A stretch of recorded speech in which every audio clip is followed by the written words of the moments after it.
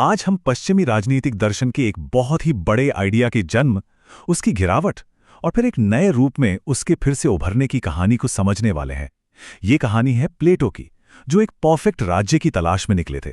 और ये देखना बड़ा दिलचस्प है कि उनका ये सफर कैसे एक बहुत ही पावरफुल आइडिया से शुरू हुआ और एक बिल्कुल ही अलग नतीजे पर जाके खत्म हुआ।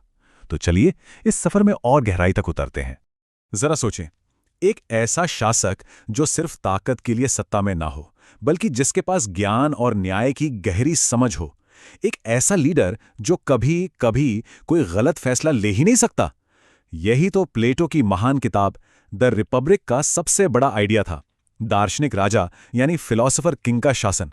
एक ऐसा आइडिया जो सुनने में तो एकदम परफेक्ट लगता है ना? लेकिन यहीं पर एक बहुत बड़ा विरोधाभास, एक बहुत बड़ी मुश्किल सामने आती है। आर्नोल्ड टॉइनबी और इमैनुअल कांट जैसे बड़े विचारकों ने बताया कि ज्ञान और शक्ति ये एक साथ नहीं रह सकते।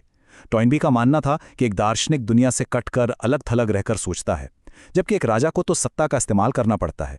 और कांट ने तो साफ कहा कि शक्ति, पावर, तर्क को भ्रष्ट कर ही देती है। तो मतलब ये है कि ये जो दोहरी भूमिका है ना, ये एक ऐसा टकराव पैदा करती है जो दोनों ही चीजों के असली गुण को खत्म कर देती है। तो आइए अब देखते हैं कि ये शानदार आइडिया जो कागज पर इतना सही लगता था, वो असल दुनिया की सच्चाइयों के सामने आकर कैसे टूटने लगा। पहली और सबसे बड़ी दिक्कत थी प्रैक्टिकलिटी। क्रॉसमैन जैसे आलोचकों ने सवाल उठाया कि भाई, इतनी बड़ी आबादी में से आप लगातार बुद्धिमान शासकों को चुनेंगे कैसे? प्लेटो का जो सिस्टम था वो सिर्फ समाज के ऊंचे तबके पर ही ध्यान देता था, और ऐसा करके वो आम काम करने वाले लोगों के अंदर जो ज्ञान और समझ होती है उसे पूरी तरह से नजरअंदाज कर रहे थे। नतीजा, उनका सिद्धांत जो मेरिट पर आधारित होना चाहिए था, वो असल में एक तरह की क्लास सिस्टम में बदल गया। और थ्योरी और असलियत के बीच की ये खाई और भी गहरी हो जाती है। प्लेटो ने अपने शासकों के लिए जो पढ़ाई लिखाई का कोर्स बताया था, उसमें सिर्फ मैथ्स और एस्ट्रोनॉमी जैसे विषय थे।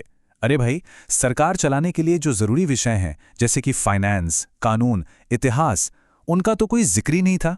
और सबसे बड़ा सबूत तो खुद इतिहास ने दिया।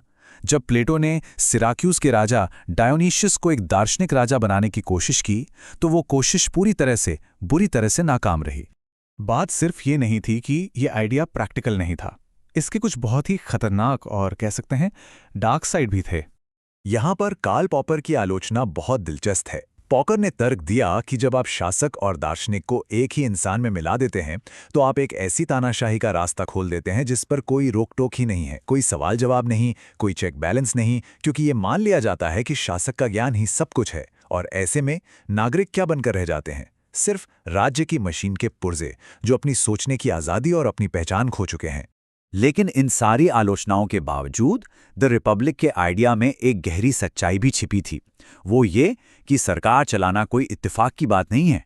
ये एक खास हुनर है, एक कला है, जो विशेषज्ञों के हाथों में होनी चाहिए, ना कि अज्ञानियों के। ये विचार कि शासन के लिए तर्क और एक आज़ाद सोच की ज़रूरत होती है, जो किसी भी अंधविश्वास या बेवकूफ़ी से मुक्त हो, वो आज भी उतना ही सही है। तो जब प्लेटो को अपने शुरुआती आदर्शवाद की ये सारी दिक्कतें समझ में आईं, तो उन्होंने अपनी जिंदगी के आखिरी सालों में एक ज़्यादा प्रैक्टिकल, एक ज़्यादा यथार्थवादी हल ढूंढना शुरू किया। प्लेटो ने अपनी आखिरी और सबसे लंबी किताब द लॉज में इस समस्या का हल पेश किया।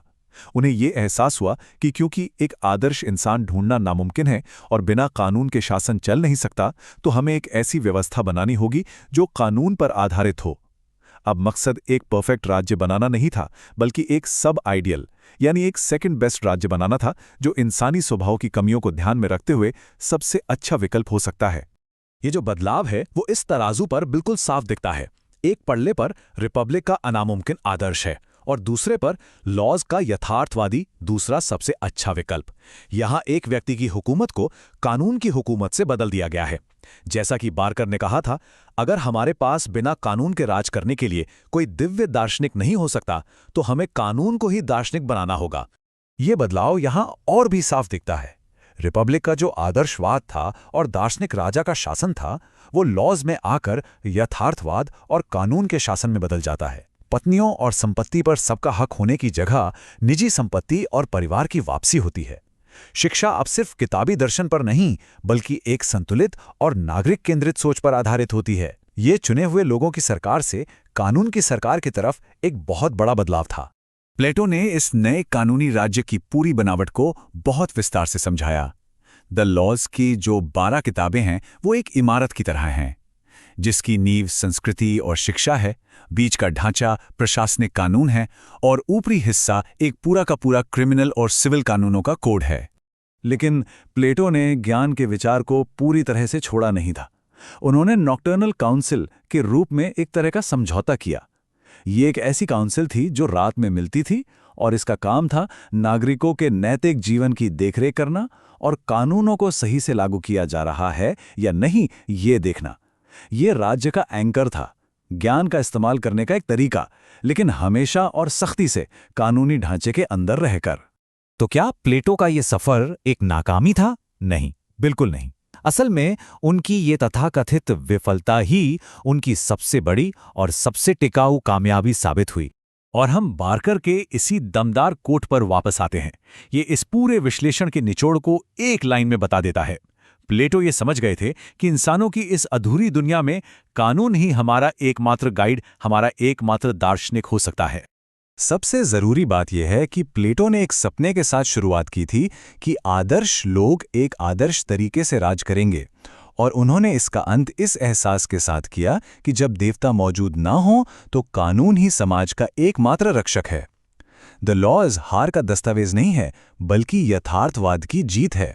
ये इस बात को स्वीकार करता है कि हम शायद कभी एक आदर्श रिपब्लिक न बना पाएं, लेकिन कानून का शासन ही वो ढांचा है जो सभ्यता को तानाशाही में गिरने से बचाता है। और ये हमें एक आखिरी सोचने पर मजबूर कर देने वाले सवाल पर लाकर छोड़ देता है।